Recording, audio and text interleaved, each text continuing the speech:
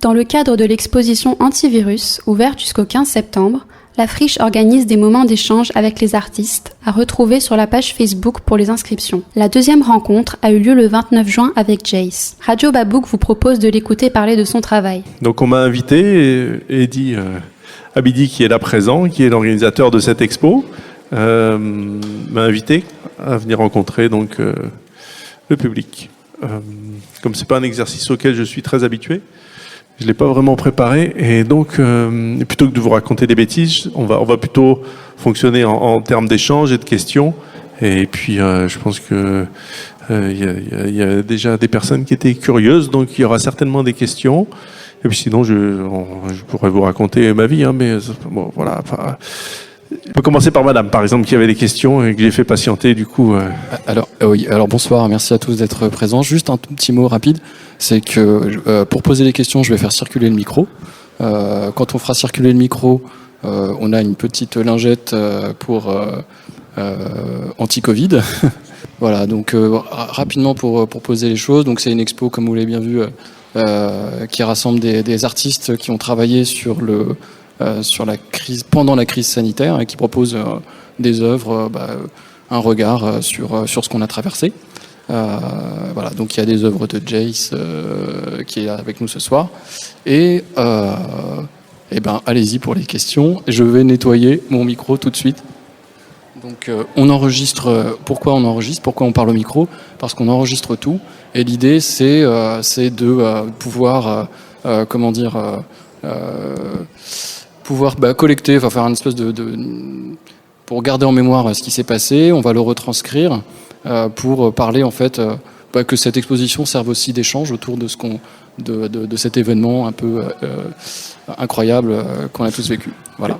Eddy, excuse-moi, on m'a posé la question. Il y a d'autres, tous les artistes font l'exercice là de rencontre avec le public. Tous les artistes D'accord. font C'est cette semaine ou ça se... Alors, j'ai pas les dates précises en tête. Elles sont toutes sur la page Facebook de la Friche. Il y a aussi une petite affichette ici. Et voilà. Donc, il y a 3 jours, on a reçu Edgar Marcy, donc le photographe qui expose vers la droite. Et c'était super. Et on espère que ça sera super à chaque fois comme ça, quoi. Voilà.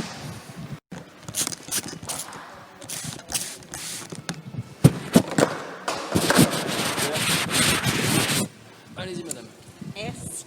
En fait, il a presque répondu à la question, puisque je te demandais si ça avait été cette période de confinement, ça t'avait permis de créer, ou au contraire, tu n'avais rien fait du tout, tu t'es laissé justement cette période de confinement pour aller à la rêverie plutôt qu'à la création. Alors, en fait, honnêtement, j'aurais bien aimé faire une pause, mais je crois que c'est pas dans ma nature. Donc, du coup, je me suis retrouvé, pour tout vous dire, avec ma mère pendant le confinement, qui était venue initialement en vacances, et du coup, je l'ai gardée avec moi ici plutôt qu'elle reparte. Et donc, du coup, j'ai suivi ce confinement vraiment à la règle, enfin comme il fallait. J'ai pas voulu sortir et la mettre en danger. Et donc du coup, je me suis dit bon, là on est parti pour une longue période et c'est peut-être propice à partir sur quelque chose de différent de ce que j'ai l'habitude de faire.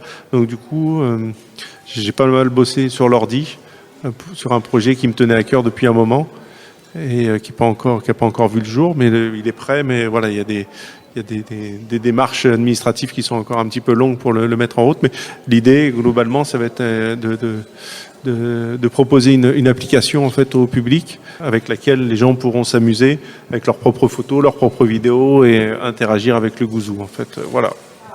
Donc ça m'a demandé pas mal de temps et puis c'est vrai que je me faisais des petites pauses entre guillemets d'ateliers où j'ai peint aussi des toiles ou d'autres choses un petit peu en rapport avec la crise et ce que ça pouvait m'inspirer sur le moment quoi. Bonsoir. Bonsoir. Alors moi, ce que je voulais savoir, justement, parce que tu parles du confinement, donc tu étais à La Réunion, si j'ai bien compris, c'est ça ? C'est bien ça, ouais. En tant qu'artiste, qu'est-ce que ça t'a inspiré ? Enfermement ou plutôt ouverture, du coup, sur le monde, pour toi ? Qu'est-ce que ça m'a inspiré ? L'enfermement, non, parce que je pense que j'étais quand même privilégié par beaucoup de monde d'avoir une maison avec un jardin. Donc, en étant à La Réunion, où on peut profiter justement de sortir dans son jardin et de profiter du soleil et de la nature, du coup, j'ai pas ressenti ça comme un enfermement. Et je dis souvent que moi, ça m'a pas vraiment changé de mon quotidien. C'est vrai que je suis souvent aussi à la maison à bosser.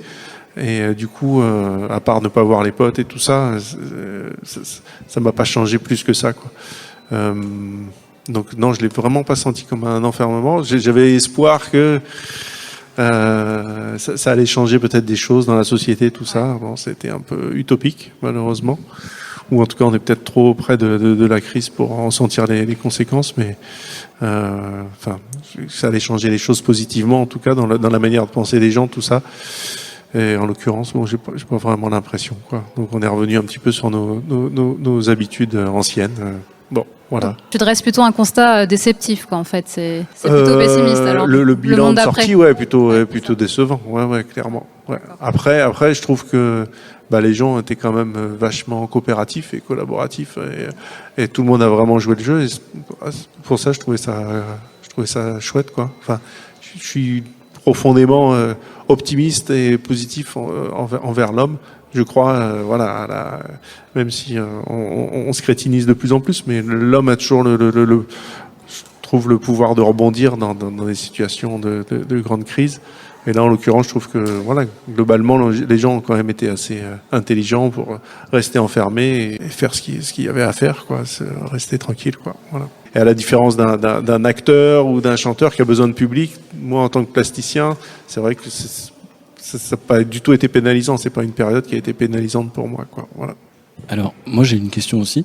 C'est donc tu t'es interdit de sortir, tu t'es obligé à respecter le confinement comme tout le monde. Mais je sais aussi que c'est parce que le fait que, si tu étais sorti faire du gouzou, du vandal, comme tu fais d'habitude dans les rues, peut-être que ça aurait été un signal. Ça aurait incité peut-être les autres à sortir, à aller chercher du gouzou, à se dire si Jace le fait, faisons-le. Voilà. Donc, ce que je veux dire par là, c'est que du coup, tu t'es senti responsable.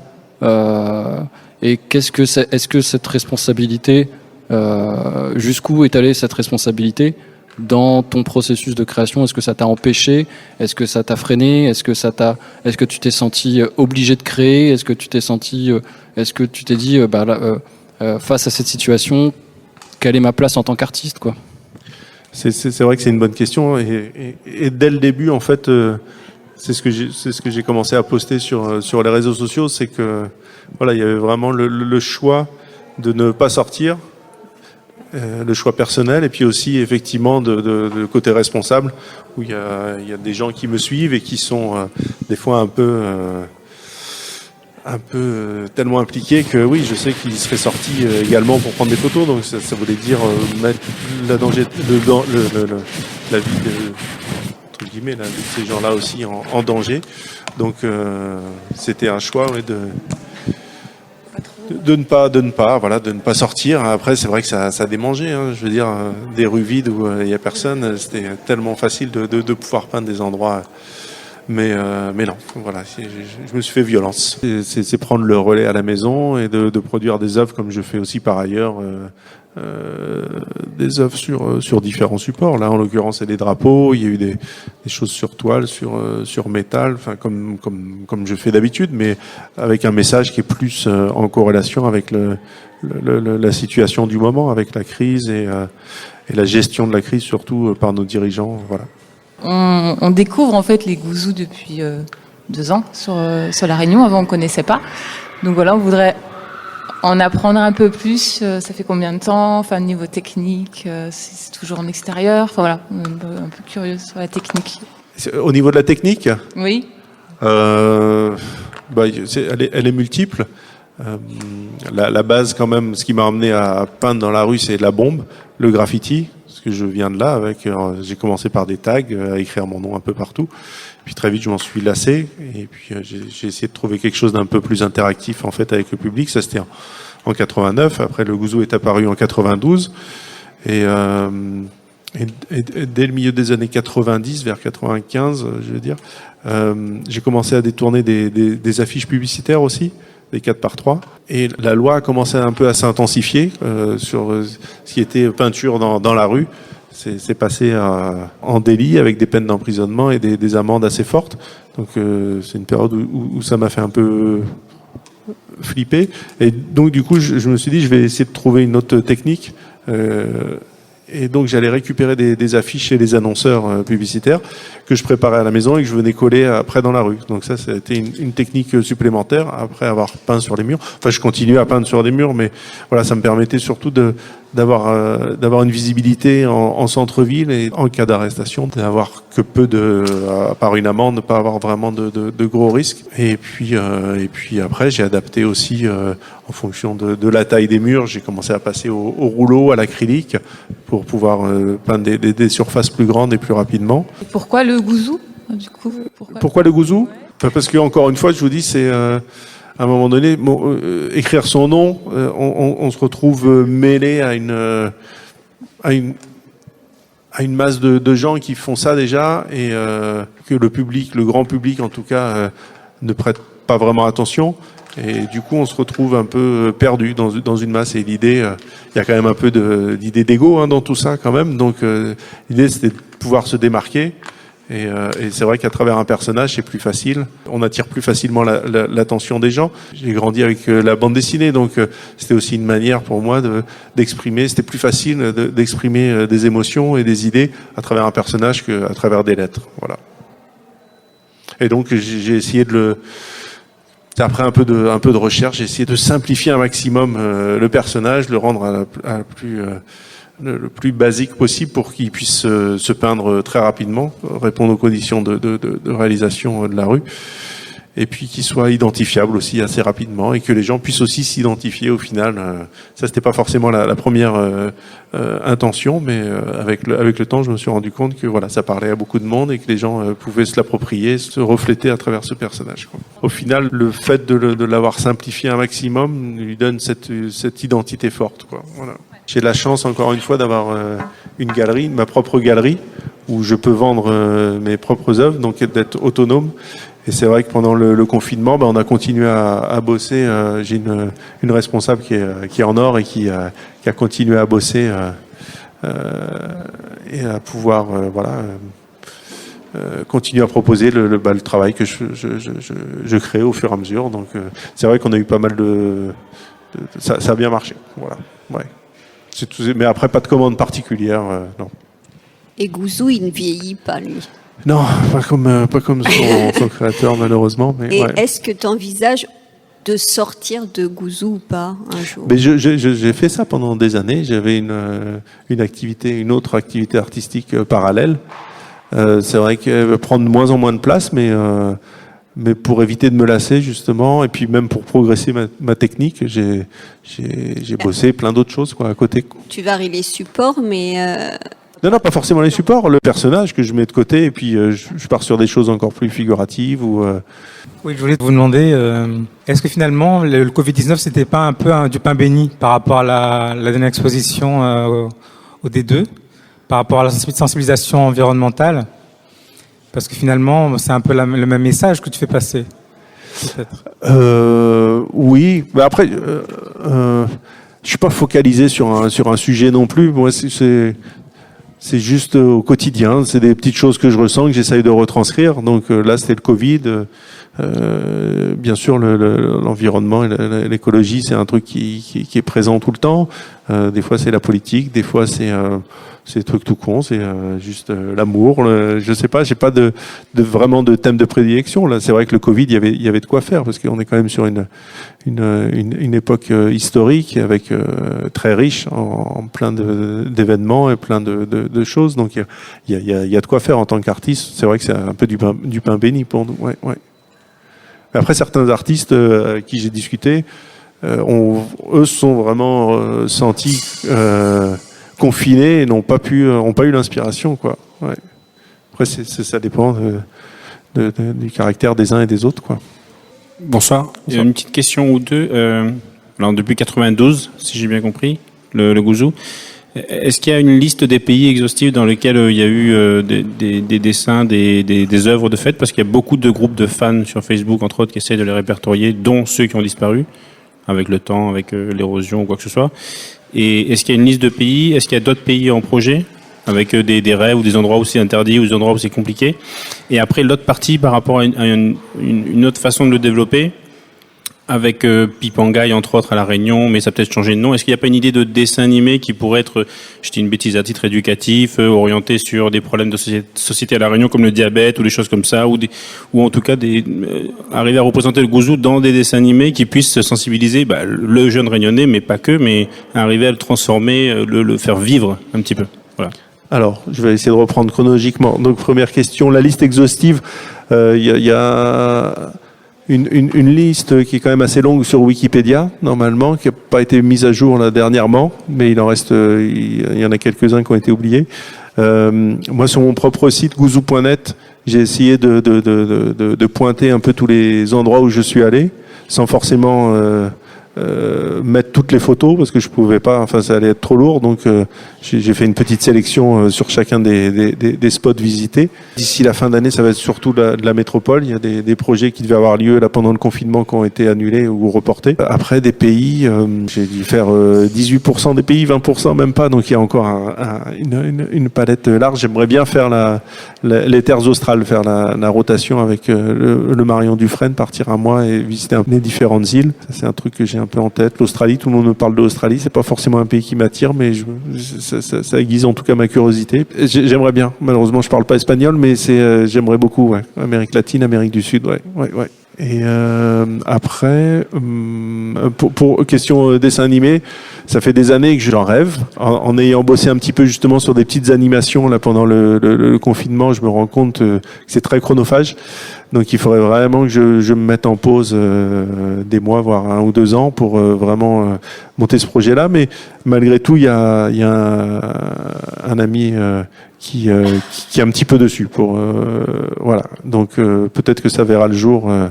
Parce que c'est un projet qui est quand même assez long, mais c'est en cours, on va dire. Voilà. Après, faire de la prévention, diabète, tout ça, c'est un exemple, mais en fait, j'ai pas envie de tomber non plus sur le personnage donneur enfin, voilà, comme j'ai fait là avec les gestes barrières. Du coup, on me demandait, on m'a proposé, oui, tu peux nous faire ça. Non, j'ai pas envie de tomber là-dedans, quoi. Enfin, voilà, c'est pas un picto non plus pour faire passer des trucs de temps en temps quand je sens que c'est utile, mais j'ai pas envie de tomber dans ce piège et dans cette spirale où je vais faire que de la promo et de l'information, voilà. Ok. Et je rebondis sur le docteur Raoult. On a tous vu donc en fond quand il faisait ses interviews au début. Là, il y en a un dernier qui est là, qui est assez sympa aussi. Est-ce qu'il y a déjà eu des relations en direct avec lui? Vous le connaissez personnellement ou pas? Non, personnellement, je dirais pas ça, mais on s'est rencontrés, oui. En fait, c'est son associé qui était fan de mon boulot qui m'avait fait venir à l'hôpital à l'époque pour faire une fresque représentant un petit peu leur activité au sein de l'IHU. Et du coup, il est arrivé avec 2 toiles en me disant tu peux nous faire une petite toile chacun avec le professeur. Et donc du coup, je leur ai fait chacun leur toile et je suis allé l'installer ou lui apporter dans son bureau. Et ça a été l'occasion de le rencontrer, mais j'ai pas plus voilà. Je suis plus resté en contact avec l'associé avec qui effectivement on a échangé là pendant la période de crise. Ouais. Je pense qu'il était pas mal occupé entre son activité personnelle, l'activité médiatique, tout ça. Bon, voilà. Quel est ton avis sur le personnage alors? Alors, je vais juste donner mon avis de ce que j'ai vu médiatiquement, du coup, parce que je peux pas vraiment porter un avis personnel sur le personnage. Moi, il me plaît bien. Il me plaît bien parce qu'il a un franc-parler et que ça a été un bon poil à gratter pendant toute cette crise et je pense qu'il a dérangé quelques personnes et en France, on a besoin de gens comme ça qui bousculent et qui tapent un peu dans la fourmilière. Parce qu'encore une fois, je pense qu'on nous prend un peu pour des moutons et pour des clowns. Et du coup, voilà, il a son franc-parler, il est là et je pense que c'est loin d'être un charlatan. Le mec a quand même un passif, un CV qui est quand même assez imposant. Après, que la chloroquine marche ou pas, honnêtement, je sais pas. Je suis pas suffisamment spécialiste là-dedans. Et de toute façon, c'est ce qu'on disait l'autre jour, c'est qu'on peut pas avoir d'avis médian. C'est soit non, ça marche pas, soit oui, ça marche. Et on se retrouve avec des extrêmes d'un côté comme de l'autre. Et bon, c'est un petit peu dommage. Mais bon, voilà. Ouais, que le rocking, c'était bien trouvé, ouais. Ouais. Merci. En tout cas, l'art, ça marche. Si ça peut aider des fois à faire passer des messages ou à détendre un petit peu, je pense que voilà, vous comme moi, pendant le confinement, on a l'art en général a quand même permis de passer des journées moins longues, de soulager des angoisses ou des choses comme ça, quoi.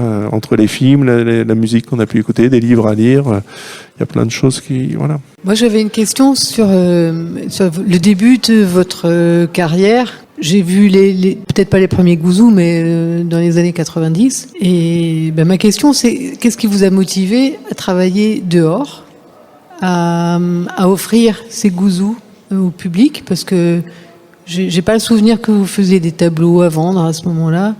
Enfin, peut-être, ou alors je suis passée à côté du truc. Est-ce qu'il y avait un objectif précis, ou qu'est-ce qui vous poussait à travailler dehors comme ça ? Alors, l'objectif initial, c'était déjà... il n'y a pas forcément d'objectif. C'est surtout un coup de cœur que j'ai eu pour un bouquin à la fin des années 80. C'est mon prof d'art plastique. Je faisais option... je fais un bac scientifique, mais à côté, j'aimais déjà dessiner, donc j'avais pris en option en dessin. Et du coup, le prof avait un bouquin qui s'appelait le Subway Art, qui reprenait les plus beaux métros de New York des années fin 70, début 80. Et là, j'ai les yeux qui ont brillé en me disant, c'est des mecs, ils passent leur nuit à peindre un métro juste pour la beauté du geste et d'offrir ça au public. Et je trouvais ça magnifique. Et puis, en parallèle, j'étais un peu dans la mouvance skate, à faire du skate, tout ça. Et du coup, il y avait aussi un peu de graffiti dans cet univers-là. Et donc, à 16 ans, j'avais plutôt une adolescence tranquille, un peu, on va dire, bridée. Et pour moi, ça a été l'occasion, vers 16 ans, d'acheter mes premières bombes et de commencer à faire un premier mur. Et là, j'ai senti vraiment quelque chose d'assez électrique et de me sentir vivant, de faire quelque chose qui était interdit, mais qui était finalement pas si méchant que ça, quoi. Et du coup, au contraire, on pouvait arriver à faire quelque chose d'esthétique et de beau. Et donc, c'était très égoïste. J'ai commencé à faire un mur, et puis 2 murs, et 3 murs, et 4 murs, et puis c'est devenu comme un besoin, comme une drogue. Et puis je les ai enchaînés, et puis je me suis jamais arrêté, quoi. Au début, ce que je disais tout à l'heure, il n'y avait pas vraiment d'objectif professionnel. Je sais même pas s'il y avait un graffeur qui vivait vraiment de sa peinture. Peut-être les anciens de New York qui avaient fait quelques expos dans des musées, dans des trucs comme ça, mais nous en France, à ma connaissance, il y avait personne vraiment qui en vivait, quoi. Le peu de gens qui essayaient d'en vivre, ils vivaient en squat, et il n'y avait pas vraiment d'avenir là-dedans, quoi. Au contraire, j'entendais plus des peines d'amende, et à l'époque c'était en francs, c'était des 20 000, 30 000, 40 000 francs. Quand on a 18, 20 ans, c'est pas un truc dont on rêve, mais il y avait quand même justement ce côté piquant, adrénaline, de se dire on va transgresser la loi, et la fierté le lendemain d'aller devant son mur et de se dire Donc c'était un peu des petites aventures que je vivais la nuit pour aller peindre. Et du coup, il y en a eu une périlleuse à Saint-Joseph, là, sur la paroi à Manapani. Oui, à 2 reprises, celle-ci. Ouais. Une ça avait été lessivé, puis je l'ai repris, mais il y a eu quelques phases comme ça ça c'est des trucs qui sont rigolos, qui m'éclatent. Moi, je me sens vivant comme ça. Et c'est pour ça que je continue aussi à sortir, parce que ça me permet de rester un peu jeune dans ma tête, on va dire. Oui, mais maintenant les policiers vous laissent faire, non ? Non. Qui a dit ça ? C'est moi. Ah oui, non. Non, pas du tout. Non. Pas vrai. Enfin, c'est vrai que j'ai eu de la chance la semaine dernière. Ils sont passés à côté de moi, et finalement ils sont pas descendus. Mais il y a 2 ou 3 mois, avant le confinement, j'avais fait venir des Thaïlandais, et on a été faire un mur, et ça a été très compliqué de sortir des mailles, quoi. Mais il a été effacé, on était obligé de l'effacer, du coup. Ouais. C'était à côté de Sainte-Suzanne, dans l'Est. Et vous dites qu'au début, donc il n'y avait pas d'objectif professionnel, c'est bien ça ? Ah non, vraiment pas, non. Non. Qu'est-ce qui a fait tilt alors ? À quel moment c'est la persévérance, et puis c'est le fait de bosser dans plein d'autres domaines. J'ai fait 6 ans pion dans un collège surveillant. Ouais. Après, j'ai fait infographiste, et j'ai fait des remplacements de profs pendant 2 ans et demi. Et c'est un moment donné où j'avais pas mal de commandes, de déco, de trucs comme ça. En art plastique, au hasard. En art plastique, ouais. Et du coup, on m'a proposé après des postes à Sillaos, tout ça, et c'était trop loin. Et c'est à un moment donné, je me suis dit bon bah je vais essayer de passer le pas. Ça devait être en 2003, quelque chose comme ça, d'être vraiment professionnel. Parce qu'initialement, bon, je vais vous la faire court, mais j'ai grandi à La Réunion. Je suis arrivé en 82, je suis reparti en 93 finir mes études. Et je suis revenu en 99 avec l'espoir de justement pouvoir vivre de ma peinture. Je pense qu'en 99, j'étais prêt psychologiquement à me dire bon, je vais faire des décos parce que ça commençait déjà à bien marcher en métropole. Et en fait, je me suis pris des revers. Et puis c'était aussi le temps de se faire connaître. Donc ça a pris quelques années. Et puis voilà, en 2003, j'ai pu vraiment passer le pas de peindre. Et puis c'est aussi l'évolution des mœurs et par rapport au graffiti, parce qu'initialement, il y avait aussi cet état d'esprit puriste du graffeur, du graffiti, qui dit qu'on ne vit pas du graffiti, quoi. Il y avait aussi un peu cette éthique-là. Et puis après, ça s'est un peu détendu avec le temps et les graffeurs vieillissants, ils se sont dit merde, c'est un peu con d'avoir une passion, d'avoir peut-être de l'or dans les mains et de pas pouvoir en vivre et d'aller remplir un rayon de supermarché alors que je pourrais vivre de ma peinture, c'est un peu con, quoi. Et donc du coup, il y en a qui se sont détendus avec ça et du coup j'ai profité aussi de cette évolution. Mais pour répondre à la question, en fait, justement en 99 quand je suis revenu, j'avais tout largué, j'avais pas de chômage, tout ça, et j'ai commencé à vendre des planches sur le marché au Forain à Saint-Pierre. Je peignais au pastel gras des petites scènes de vie et de vie créole, tout ça. J'ai fait ça quelques mois. Et après j'ai fait d'autres expos avec ce média-là aussi, mais je signais pas Jace du coup. Je signais sous un autre nom. Ouais. Et c'est vrai que du coup, je suis un peu enfermé maintenant avec ce gouzou. C'est-à-dire que dès que je vais faire une expo qui sort du gouzou et que c'est signé Jace, les gens ont un peu plus de mal et ils comprennent pas. Et donc voilà. Ouais. Et est-ce que c'est arrivé tout ça? Enfin, à un moment, il y a eu une multitude de gouzous partout. Et comme si il y avait. Est-ce que le déclic en question, il est arrivé en même temps que cette occupation de l'espace? C'est-à-dire que tu as vraiment occupé l'espace public. Moi, j'ai toujours peint régulièrement. Et peut-être que quand tu en as vu plein, c'est à un moment donné où tu as peut-être commencé à y prêter attention, en fait. Mais ils étaient déjà là. Et souvent, enfin, peut-être un peu moins maintenant, mais une période où les gens me disaient non, j'ai jamais vu. Et puis je dis regardez là. Et du coup, dès qu'ils ont commencé à y prêter attention, ils venaient me voir 2 mois après, ils me disaient ah mais ouais, mais il y en a plein en fait. Et c'est vrai que c'est aussi la perception que tu peux avoir du truc. Et il suffit à un moment donné que tu ouvres un peu plus les yeux, que tu sois un peu plus sensible ou un peu plus réceptif aux endroits où j'en fais, tu vois, parce que c'est vrai que si tu peux passer sur le bord de la route et pas faire attention au truc, quoi. Mais honnêtement, j'ai pas l'impression d'avoir été plus productif à un moment donné ou à un autre, quoi. Vous avez fait le D2 là il y a quelque temps, j'ai trouvé ça vraiment génial. Merci. Et je voudrais savoir quand est-ce que vous nous referez une exposition de ce type à l'île de la Réunion, parce que je trouve que ça a été vraiment très court en fait, et j'aurais pensé que ça aurait pu durer un petit peu plus longtemps. Et voilà, je pense que les créoles, ils auraient pu voir un petit peu plus tout ce travail, parce que on s'imagine pas en fait ce que c'était. Ouais. Merci. Ça dépend pas de moi, malheureusement. C'est vrai que ça a demandé pas mal d'énergie. Et la compagne de Eddy m'a beaucoup aidé d'ailleurs dans la mise en place de cette expo. Mais voilà, c'est un lieu qui doit tourner, donc on peut pas non plus le squatter trop longtemps. Et puis, tant mieux si vous avez eu la chance de le voir. C'est comme, à la limite, c'est presque éphémère comme un graffiti. Il fallait être là à ce moment-là et le voir. Donc, mais c'est vrai que, j'étais assez content aussi du résultat de l'expo. Après, d'en refaire une de ce type, voilà. Là, j'en ai une en juillet au Havre.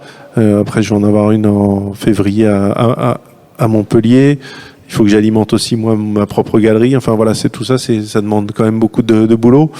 Mais pourquoi pas un jour, bien sûr. Ouais, c'est ça qui fait avancer de toute façon, quoi. Bien sûr. Moi, j'ai une question peut-être un peu naïve, mais est-ce que tu en vis vraiment de ton art? Oui. Tu en vis bien? Depuis 2003-2004, j'arrive, à vivre. C'est pas donné à tout le monde, donc. Non, c'est vrai que je me rends compte que je suis assez privilégié. Je vois beaucoup d'artistes autour de moi qui galèrent, tout ça. Après, sans me jeter des fleurs, mais je pense qu'à un moment donné, je me suis donné les moyens aussi, et j'ai été assez on va dire polyvalent, c'est-à-dire que j'ai répondu à des commandes, à des trucs que beaucoup d'artistes se refusent à faire. Voilà, d'une certaine manière, j'ai fait des boulots qui, voilà, un peu alimentaires. C'est ce qui m'a permis aussi de faire mes trucs aussi à côté. Mais à la limite, je fonctionne comme ça depuis le début. En fait, les premières bombes, j'ai jamais vraiment acheté de bombes. Dès le début, je faisais des décos pour des magasins et je gonflais toujours la commande de bombes pour pouvoir avoir toujours un stock pour pouvoir aller peindre à côté, quoi. Voilà. Mais malgré tout, oui, je suis conscient que c'est une vraie chance de pouvoir en vivre, quoi. Ouais. Je voulais juste te remercier aussi pour les dessins que tu as postés pendant le confinement. Mes filles ont beaucoup apprécié. Ah bah tant mieux, ouais, voilà. Tant mieux, c'est chouette. C'est les seuls dessins. Je pensais pas que ça prendrait comme ça. Et puis c'est vrai que ça a pris une ampleur au-delà de ce que je pouvais penser. C'était vraiment chouette. Et tant mieux. Justement, quand tu voyages beaucoup, tu exposes partout dans le monde, tu es identifié comme venant de La Réunion ou venant du Havre vu de l'extérieur? Venant de la planète Terre. Non, c'est vrai que non, j'habite à La Réunion, donc je suis réunionnais, quoi. Ouais. N'en déplaise à certains, mais pour moi je suis réunionnais, ouais. N'en déplaise à certains ici, et n'en déplaise aussi aux Havrais qui font la gueule quand je dis ça, mais voilà, c'est comme ça. Ouais. Donc en fait, partout où tu vas, les gens disent, partout où tu vas, c'est La Réunion qui se déplace, quoi, à chaque fois. Ouais, sauf que je parle super mal anglais, et donc je dis Réunion Island, et ils pensent que je viens de l'Islande en fait, mais ouais, maintenant j'ai appris à dire Island, c'est bon. Mais oui, après je suis identifié comme venant de La Réunion, quoi. Ouais. Tout à l'heure vous parliez de faire autre chose que des gouzous, mais qu'est-ce que c'est? Et où est-ce qu'on peut les voir? Alors, qu'est-ce que c'est? En travaux, j'ai fait par exemple, là ça remonte à quelques années, mais j'avais récupéré des vieilles affiches d'école, ce qu'on appelait à l'époque les fiches d'élocution scolaire. C'était en primaire, ils faisaient parler les gamins sur des images. Et c'est des affiches qui datent de la fin des années 60, début 70, donc avec toute l'imagerie de l'époque et tous les clichés qu'il pouvait y avoir de la famille. Et du coup, moi, je venais un petit peu reprendre le même trait que l'artiste initial, mais changer des éléments pour essayer d'apporter un côté un peu plus caustique à la scène. Et donc, j'avais fait une expo avec ça. J'en ai fait une cinquantaine de pièces. Elles sont toutes à la maison parce que ça n'a pas marché. Mais moi, je me suis éclaté à les faire et je trouvais que ça aurait pu, voilà, c'était intéressant, mais bon. Qu'est-ce qu'il y a d'autre? Dernièrement, j'avais fait une expo avec des rames de Mada que j'avais ramenées, des rames peintes à la main. J'avais fait des portraits de femmes et d'hommes afro, un peu afro-soul, années 70, quoi. Mais c'est vrai que ces 3-4 dernières années, je suis un peu focus sur le gouzou. Après, de temps en temps, on va faire des peintures avec des potes et une des dernières peintures qu'on a faites, c'était sous un pont et on était une dizaine et la thématique c'était Miami et du coup j'ai fait un policier cochon suite au décès de George Floyd avec une pancarte comme un prisonnier américain. Et là pour le coup c'était pas du tout du gouzou, quoi. Voilà. Et bien souvent quand je vais peindre avec d'autres artistes, je suis plus à l'aise avec d'autres styles qu'avec le gouzou, qui est des fois trop graphique ou trop rapide aussi à réaliser. Les mecs qui passent leur journée à peindre la fresque et du coup en une demi-heure je peux avoir fini la peinture. Donc pour essayer de rester un peu plus longtemps, je pars sur d'autres styles, quoi. Moi, j'ai vu le documentaire sur le Madagascar, avec je pense des amis à vous. Oui, tout à fait. Ouais. Ouais. Et moi j'ai trouvé ça vraiment extra ce projet, voir ces voiles, c'était magnifique, et les échanges aussi qu'il y a eu et la nature du projet, j'avais vraiment trouvé intéressante. Est-ce que c'était vous qui avez organisé Tout à fait. Ouais. Ça vous arrive souvent d'embarquer d'autres comme ça dans une aventure, organiser et faire venir d'autres artistes, souvent non. Mais ça c'est arrivé. Mais là, en l'occurrence, ça s'est super bien passé. Mais c'est aussi une grosse organisation. Ouais. Et heureusement, j'avais aussi le réalisateur du film, Sami Chalak, qui était avec moi, qui m'a bien soulagé aussi au niveau logistique, tout ça. Mais c'est vrai que d'emmener 9 artistes, plus l'équipe de tournage, tout ça, à Mada, c'était une grosse logistique quand même, quoi. Donc, réitérer l'expérience, peut-être, mais différemment en tout cas. Donc ça, c'était la plus grosse organisation collective. Alors. Ouais. Bah, surtout dans un pays où on peut pas vraiment organiser les choses, donc tout de suite on peut se retrouver avec des surprises. Mais ouais, c'était la plus grosse. En fait, moi, j'avais été à 3 ou 4 reprises en amont faire mes propres voiles. Et puis c'était l'objectif final, c'était effectivement de le partager avec d'autres artistes et puis partager l'univers des artistes aussi avec les villageois, quoi. Voilà. Moi, j'ai une dernière petite question à vous poser.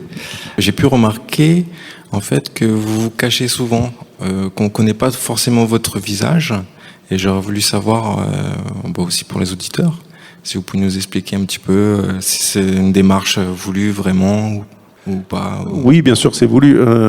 En fait, là encore une fois, c'est un peu dans la tradition du graffiti, puisqu'on est dans une activité qui est illégale, donc c'est assez paradoxal de montrer sa tête. Voilà, donc c'est pour pas provoquer, et puis initialement pour pas avoir de problème avec les voisins, et ça c'était le sujet initial. Et puis maintenant que j'ai mon espace et que je peux être retrouvé très facilement, c'est plus une manière pour moi de me préserver ma vie privée, de garder mon intimité au quotidien, quoi. Voilà. Puis c'est devenu un jeu, j'aime bien en fait.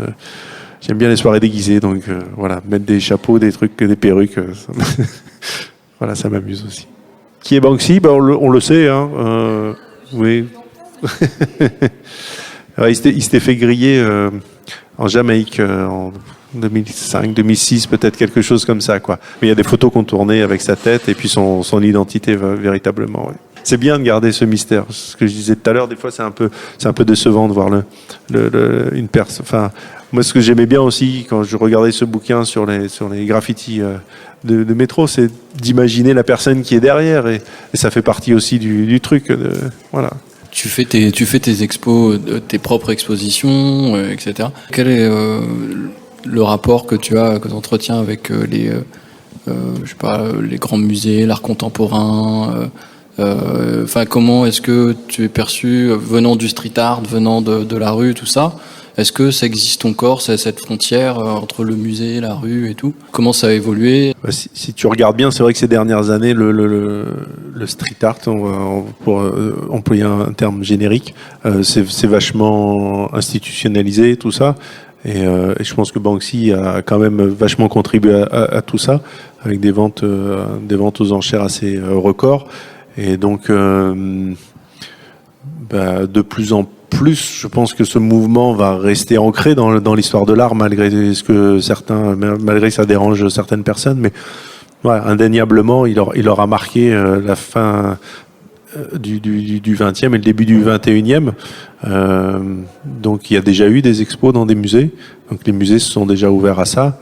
Et je pense que d'ici quelques années, ça va continuer, quoi. Parce qu'il y a quand même une énergie folle. Après, il y a énormément d'artistes. Donc d'arriver à faire le tri dans tout ça, c'est pas forcément évident. Mais on retiendra certainement les pionniers, tu vois, les mecs qui étaient là au début de l'histoire, ou vraiment les plus originaux. Mais c'est vrai que ça grouille. Donc le problème de ce mouvement, c'est qu'au final, il y a très peu de critiques. Il y a une grosse effervescence, mais au final, il y a peu de gens qui ont le savoir et le recul par rapport à tout ça, et l'objectivité pour faire des bonnes critiques, en fait. Et ça, malheureusement, je trouve que c'est un gros manque, en tout cas, dans ce mouvement-là. Mais déjà, dans les galeries, tu regardes, il y a énormément de galeries en France ou ailleurs qui accueillent du street art. Et en musée, déjà en 92, il y avait une rétrospective, enfin une expo au Musée national des monuments au Trocadéro. Il y a eu quelque chose aussi à Beaubourg. Il y a eu Fondation Cartier. Il y a il y a quand même des grosses institutions et je crois qu'il y a Louis Vuitton aussi bientôt qui va faire une expo. Donc ouais. Ils arrivent sur le tard. C'est un mouvement qui était jeune, avec des jeunes artistes et qui avaient peut-être besoin de faire leurs preuves et tout ça, mais c'est vrai que c'est comme ça. Et justement, est-ce qu'il n'y a pas alors maintenant que c'est rentré dans cette phase d'acceptation, quoi, du mainstream, quoi, est-ce que ça va pas se faire absorber et justement s'aplatir un petit peu, se baisser en intensité?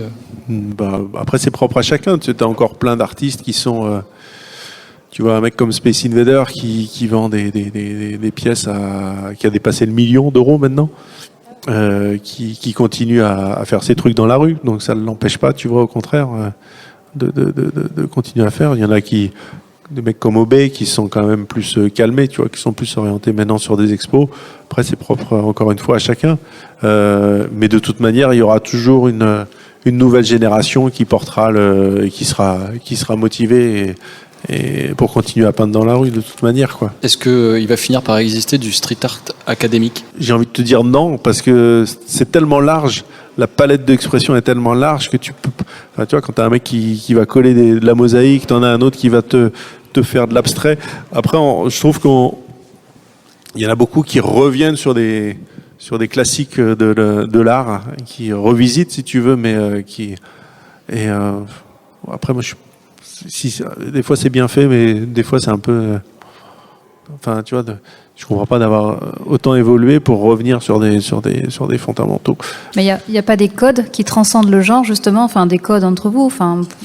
Ben non, justement, enfin, c'est tout l'intérêt de la révolution du street art de la fin des années. Il y aura pas une école un jour de street art, enfin. Non, parce que justement c'était de casser tous ces codes. Okay. Le graffiti initial, tel qu'on l'appelle graffiti de base new-yorkaise, était justement très codéifié.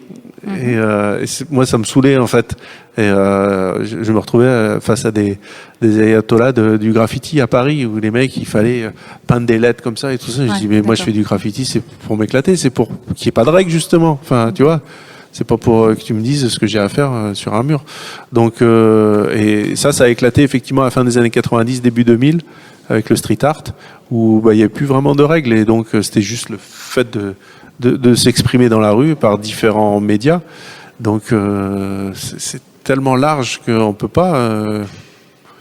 il y a des courants au sein même du street art maintenant, on va dire. Ouais. Et alors du coup, moi je me demandais, est-ce qu'il n'y a pas un courant esthétique plus classique que tu aimes, je sais pas, l'impressionnisme, le fauvisme, enfin tu vois, est-ce qu'il y en a pas un qui te parle, ou alors on est vraiment dans la rébellion esthétique? C'est plus des artistes que j'ai par exemple, pour moi Picasso, quoi, qui est vraiment voilà, quelqu'un qui a cassé les codes. Qui a cassé les codes pour le coup, voilà. Ouais. Et tu sentais toujours le plaisir et la joie de prendre un pinceau et de créer, de peindre. Ouais. Après Basquiat, forcément, Kessarine, évidemment, mais ça c'est plus récent. Mais sur les classiques même, s'il y en a un à retenir, ce serait plutôt Picasso. Picasso, d'accord. Okay. Eh ben, merci beaucoup. Merci à vous. Merci d'avoir fait le déplacement et pour vos questions, votre intérêt. Vous avez appris des choses? Oui, ça va. Bon, ok. Vous n'êtes pas déplacé pour rien. Bon, ça va alors. Merci pour l'accueil, monsieur Abidi. Tout plaisir est pour moi. Et puis, regardez si... il y a d'autres artistes encore à découvrir. Je ne sais pas si c'est complet ou pas, la prochaine rencontre. Alors, demain, il y a... D'ailleurs, vous avez une artiste qui est avec nous ce soir, hein, qui a réalisé les papillons en recyclage, en canette de recyclage.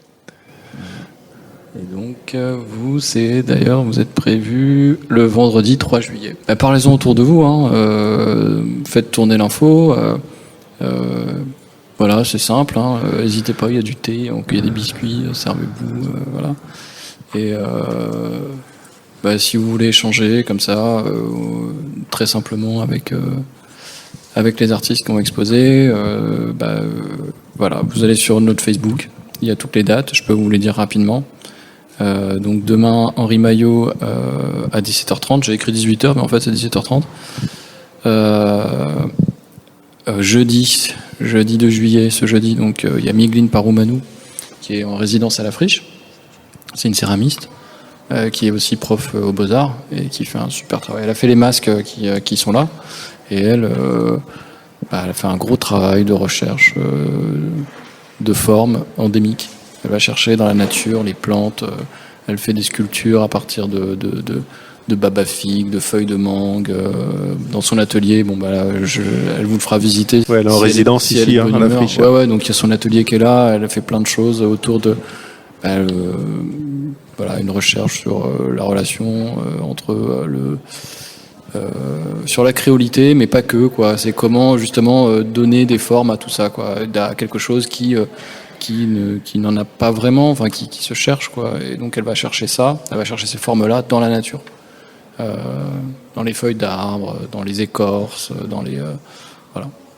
Et donc elle a plein de choses à raconter.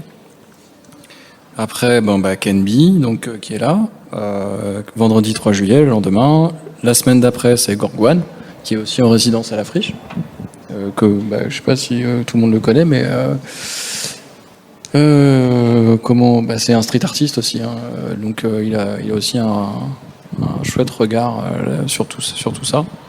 Luco, qui vient de l'illustration, mais qui est aussi plasticien, là, qui prend des risques, qui est en résidence à la Friche. Et on est content parce que il a fait des choses, mais là c'est la première fois qu'il participe à ce type d'expo. Et nous on aime bien ce qu'il fait. C'est cohérent, il y a plein de talent, il ose. Il y a plein d'humour, c'est cocasse. Et puis c'est cohérent dans le fond, dans la forme. Donc nous on le soutient.